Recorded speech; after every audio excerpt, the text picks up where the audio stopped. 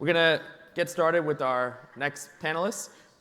So we have Carrie Wilkie, who is Senior VP Standards and Technology at GS1, which is probably something a lot of us use for our barcodes and beyond. And Tamecca Seril, CEO of FOLKUS. And give them a round of applause for joining us.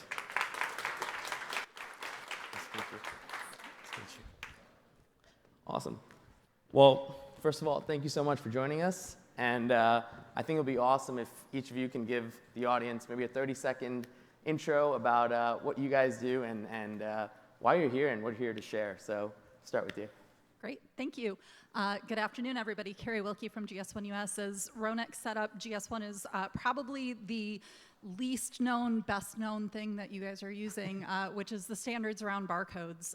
We are all of the standards around supply chain interoperability globally. So if you're using barcodes on your products, you are doing business with GS1 and probably don't even realize that. But it's something that people interact with all day, every day. Barcodes are scanned over 6 billion times a day globally. And I'm here today to talk a little bit about how you can start to shift that from just the beep at point of sale to more consumer engagement. Hi, everyone. I am Tamecca Seril. I'm the CEO and founder of FOLKUS. We are a sustainable consumer packaged goods company. I'd like to think of my role is to be an evangelist where we make sustainability to the standard for all products. We're best known for our stone paper products, so we don't use any trees, water, or bleach in our paper products. It's all made from upcycled limestone. And I look forward to telling you more about our story and how you can use storytelling in your role. So I think one thing that maybe we don't all talk about often is how are we actually connecting our brand and then within the brand, the product to the actual end consumer. And it's kind of this thing of storytelling, right? And brand building and brand identity. And I think we don't talk about it enough because we don't know how it relates to making money immediately, right? So much of what we do is often direct response related. So Tamecca, it'd be awesome for you to maybe kind of give us the rundown of how that emotional storytelling actually plays a pretty big impact between product, brand, and people.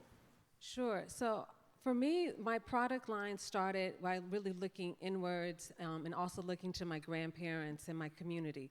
My community and my grandparents initially served as my first muse. When you think about memes and you see memes, they'll say like, oh, if such and such was a person, so if in my story the character was reduce, reuse, recycle was a character, that was my grandparents. These were people that really understood how to take products and reuse them and reimagine them and really transform them. And that's really what I wanted to do with the products that we were going to make. And so part of that was thinking about how, one, the name FOLKUS. Like, my stories are about Black folks and how we talk to each other and communicate through that language. It was also about the naming of the products. If you know anything about Black folks, you know we're like really particular about how we name our kids, right? So whether it's like I was really thoughtful about when I named my last child, his name is Barack, right? I was pregnant during the election. I think about my biological father. His name was Theodore Roosevelt Smith. Like, it tells you, it tells you a lot. And then you think about my own name. My name is Tamecca. Well, my father was going through a conversion, so from Christianity to Islam. And so he was like vain, one part of it being like, oh, I'm going to throw a T on Mecca. And so this kind of goes into how we built the product line as well. So our products have names like Malcolm and Betty. I mean, many of us, I think, know who Malcolm and Betty is, but that's from Malcolm X and Betty Shabazz. So even in the designs, like the designs intrinsically speak a lot about what it is to think about culture and the contributions of Black folks, and so we had to weave that into it. However, we can't put all of this on our product packaging. So our product packaging, because we started out with wrapping paper, we had to put thumbnail images on our packaging because of the fact that it was double-sided.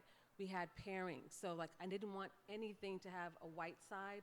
I wanted us to be able to really use every single surface. And so when I think about that capacity for the muse, I also allow our customers to kind of tell that story. So we leverage a lot of Instagram stories and reposting it because we get to see how people are now reusing, the typical wrapping paper, but instead they can use it for a table runner. They can use it to mat something because of the fact that our product is liquid resistant, grease resistant, bacteria resistant. And So for me, I really wanted our product to symbolize life-giving, right? To really be a lifestyle brand, and how could you do that if the product couldn't authentically do that? So I think the products make it easy for me to do all of that because I have a great and amazing muse that I can draw upon. So whether that's Africa, the Caribbean, the United States, I don't have any shortage of material. And so for me, that also was important to figure out how to leverage technology to do that. And one of my initial investments was really to do the GS1 because I knew that we weren't going to be able to always retell that story in big box retail and to make it transferable across many platforms with ease. It's incredible. The amount of depth that you have and just the thought process of this is incredible. It connects, it reminds me about a year ago, which was about 3 years into my brand at Obvi, we were kind of lost because we were asked this one question one time where it was, what does your brand represent, right? And we were just like, it's collagen. It's just beauty and anti-aging. And it was like, somebody kind of challenged us to do kind of a brand identity book. And it was really cool because the exercise was, it would ask us 3 questions. It was, if you had to, if your brand was a celebrity, who would it be? So we said Reese Witherspoon because she kind of embodies some of the things. If your brand was if your product was a movie, what movie would it be? We said Mean Girls because it kind of has a little attitude. And then if your brand was a song, what songs would it be? I think we said Oops, I Did It Again by Britney Spears because again, a little bit of the attitude. And I think from that day, we realized like when we are writing our copy or thinking about our product names or thinking about certain things, we just have that in the back of our head now. And it was probably like the simplest exercise we did, those 3 questions, but it kind of got us to doing exactly what you did from the get-go, which is storytelling. Instantly, yeah. Storytelling for us really opened up the doors within that first 60 days. I mean, within 2 weeks of launching, we had calls from HarperCollins, like one of the largest Amazing. publishers. We had calls from Netflix. Within 6 months of launching, we had a licensing deal to do Ada Twist Scientists with the Obamas because they were going to do the animated series for it. So storytelling is what opened the door for us over and over again. And I always say, and even it's on our website somewhere where I say that, you know, we were trying to be the superhero for sustainability because I think for most people when they think about sustainable products, it's that brown kind of like paper bag, bland look. And we were everything opposite of that. And I think about the soggy paper straw. Like everyone I think has that experience where you're like, okay, it's smoke and mirrors, it's underperforming. Like how could we be everything opposite of that, like create a durable multi-purpose product that also looks really good. So I always say we're leveraging 3 things. We're leveraging the traditional and practical approaches that Black folks and other folks have used. We're leveraging the aesthetic, the creative, and then the innovation that comes with just reimagining and transforming items. Love that. Carrie, can you maybe go in a little bit of like, what does GS1 kind of do with like helping your members in the community with the storytelling as well? Yeah, absolutely. So that's probably something that none of you think about when you think about your barcode and how does this relate to storytelling. And 5 years ago, you were probably right. Like that barcode didn't really relate to telling the story about your product much. But we really quickly realized that we needed to evolve so that we were able to engage consumers, we were able to engage brands, retailers, and regulators in a different way. Largely right now, we're driving that through an initiative we have to move to 2D barcodes, so QR codes, which we've all come to either know and love or hate dramatically as a result of COVID. But it's something that consumers are used to interacting with. And today, what you might not know is that doesn't do anything in the supply chain. It doesn't go beep at point of sale. It doesn't move your products across the supply chain, but it helps you tell that rich consumer story. So as Tamecca was saying, when you've got a tiny label or a tiny product and you don't want to clutter that up with a whole bunch of copy, or you just don't have space for a whole bunch of copy, or you've got new certifications and new stories coming in every day and you're not going to reprint your packaging every time that happens, being able to tell that story through a QR code that your consumer is engaging with is critically important. What we're working on largely right now at GS1 is how do you transition the UPC barcode today that moves throughout the supply chain into that QR code so you can still do all those supply chain functions while you're telling that story. It starts to unlock a lot of value for retailers and regulators as well, as they're trying to learn more about your products and how they market your products, how they sell your products, maybe how they do suggestions and pairing your products with other things. In the regulatory space, maybe how they say that your products can or cannot meet certain requirements for declarations in retailers. So it's really starting to engage differently, but also ensuring that you still can be found in supply chain. You can still get your products picked up by major retailers. You still can get your products listed on major marketplaces who are requiring that identification to move through the supply chain, but partnering with smaller businesses and startups that are trying to figure out how do we tell that story differently. What's the value of this ugly thing that you're making me put on my package that looks like a bunch of lines and spaces, and what is that doing for me? How do I start to leverage that to tell more is really where GS1 is right now. That's incredible. And do you feel like a lot of the rise of this happened post-COVID? Like, or were you guys working on this transition of QR codes before? It's funny, I say we started working on this project in late 2017. I feel like I've been talking about QR codes for a decade now. And it was, in the US, it was really largely before people started scanning QR codes regularly. Our counterparts in Asia were like, yeah, this is old news. Like, we've been talking about QR codes for ages. And in the US, everybody was like, don't make me put that thing in my package. No one's gonna scan it. Like, we don't know what to do with QR codes. If there's one benefit, selfishly, I say from COVID, is that we're all used to interacting with QR codes now. I joke my dad scans them now, so you know that they're everywhere when my dad knows how to interact with them. But it's something that we've seen really dramatically speed up since the pandemic. When we started talking about it in 2017, people were like, you're looking at 2027 for adoption, like, we're not gonna be there in 10 years, or that's so far away. Now we've got people just kind of quietly adopting it. If you zip down the street to the Puma flagship store, they're using QR code with the GS1 standards. They've actually disabled the UPC barcode in their flagship store. So all of their products are using the GS1 standards and a QR code. So you're getting that consumer engagement. You're getting point of sale. They can geolocate more information for you. They're enabling some really cool augmented reality features in the store when you're scanning that QR code. So there's a ton of stuff that you can do in retail and you can do as a brand with the QR code. I think it makes a lot of sense, right? Because at the end of the day, like when we were progressing to launch the Walmart, one of the main measures that our buyer told us was revenue per square inch, okay? So literally our little collagen bottle takes up 3 inches and they're measuring revenue per square inch. And then, so now when you take it back for us, we're looking at our packaging like, how can we maximize every inch on this bottle because everything's real estate. And from a sustainability, I mean, everybody's looking at that as well. You're looking at real estate on the shelf. Tamecca's looking at, I've got a small amount of label space available and I want to show you more about the product because you're not getting both sides of the product necessarily within the package. Everybody's thinking sustainability. How do I get my package smaller? How do I get what I'm printing smaller? How do I maximize my print runs so I'm printing, as much as I possibly can at once?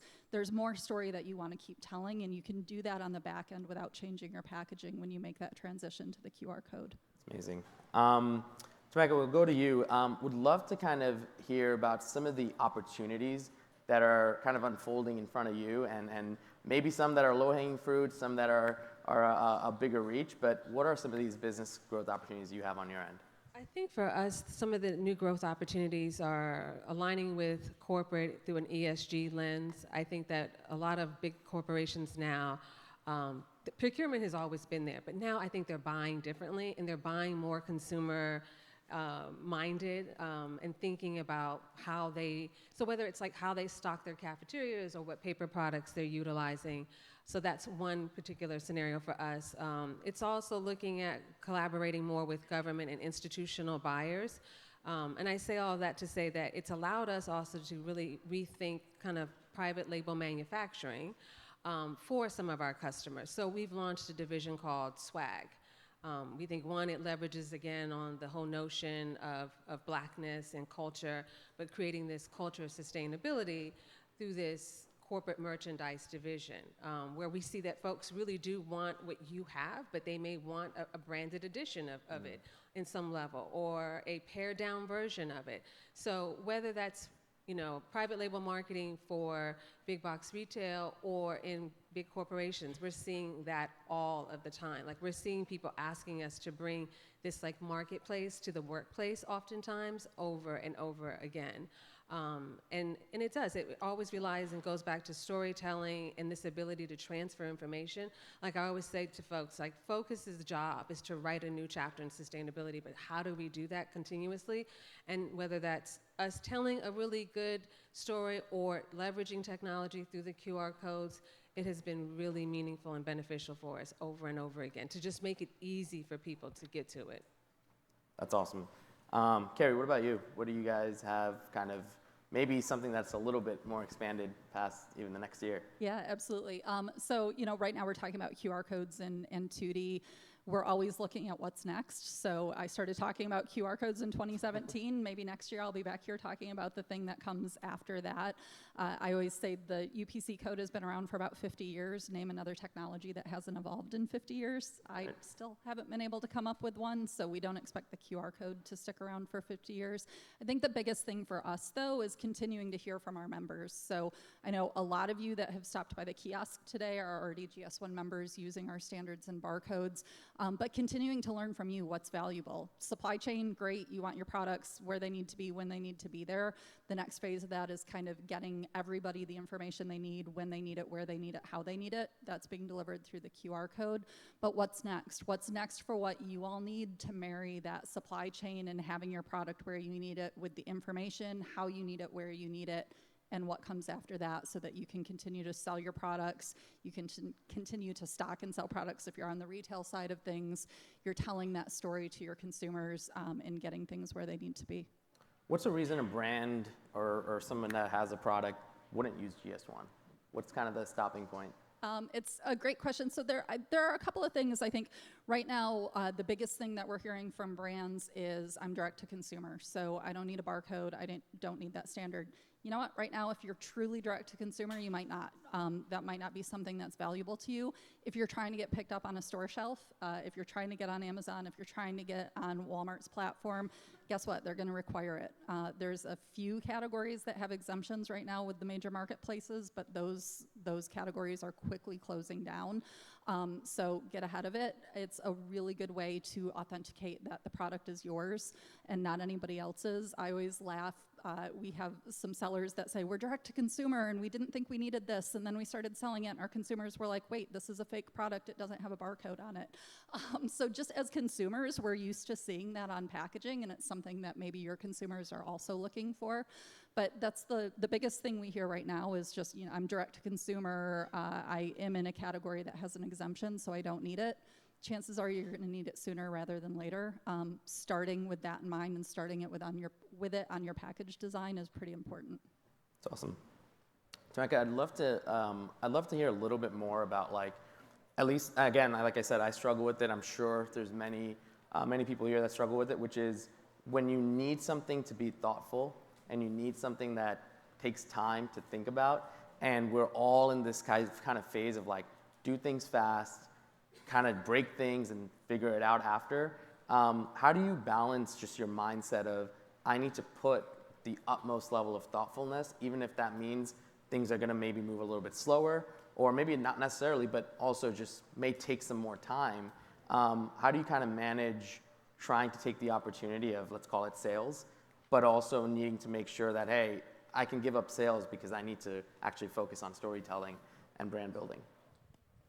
I think storytelling is the thing that's going to last in perpetuity. And if your customers can speak the talk and know the talk, they will be your best sales agents for you. I don't know how many rooms I've entered and people can just spew off stories about the product inspiration or the value proposition of like, oh, this is stone, or this is this, or the certifications. I don't have to do the work because the story is doing it for me.